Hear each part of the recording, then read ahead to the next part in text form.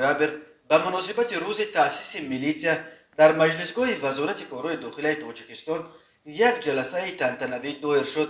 وزیر کارهای داخلی جنرال پالکونیک رمضان رحیمزاده در این جلسه تنتنوی به شهروند خدیروف ظفر عبدوغنیویچ مدال دلیری را سپرد.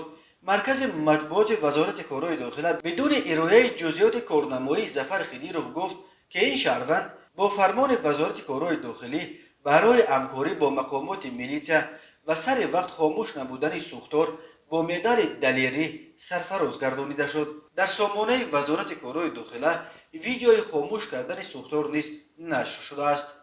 پروینه گلووا یکی از سخنگویان وزارت کارهای داخلی بعدا در فیسبوک برخی جزئیات کارنامه‌ای ظفر خدیروف را نقل کرد.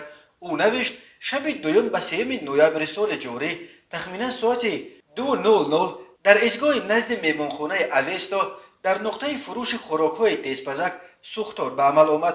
هنگام از راه گذشتن شهروند خدیروف ظفر این حادثه را دیده بی‌طرفی ظاهر نکرده با متانت و شجاعت قرض شهروندی خود را اجرا نموده آتش را خاموش نمود. رفتار این جوانمرد نمونه عبرت بوده از جانب رهبریت وزارت کارهای داخلی قدردانی یافت.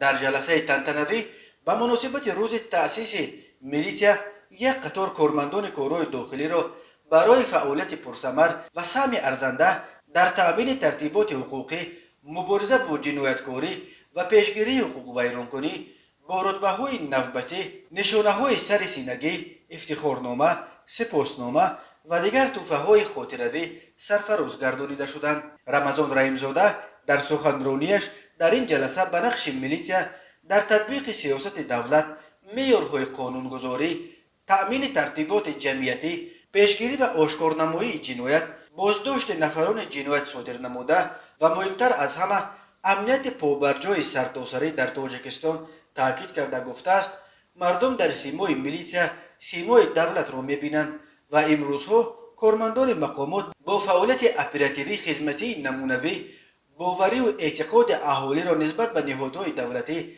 بیشتر نموده در اجرای رسالت کسبی نقش بارز دارند. صاحب نظران میگویند که میلیسیا برای حفظ قانونیت در تاجیکستان نقش مهم دارد ولی مشکلات چون کروپسیا، پاره‌خوری، شکنجه، پوشانیدن پرونده های مربوط به افراد پرنفوذ و همچنین استفاده شدن میلیسیا برای تعقیبات سیاسی و آبرو و نفوذ آن در جامعه تأثیر منفی میگذارد.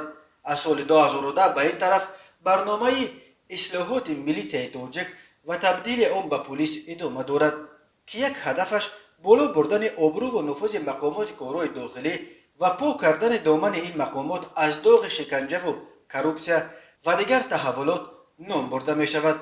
ولی این برنامه به دلیل کمبودی سرمایه گذاری بیرونه تا حال اجرا نشده باقی مانده است.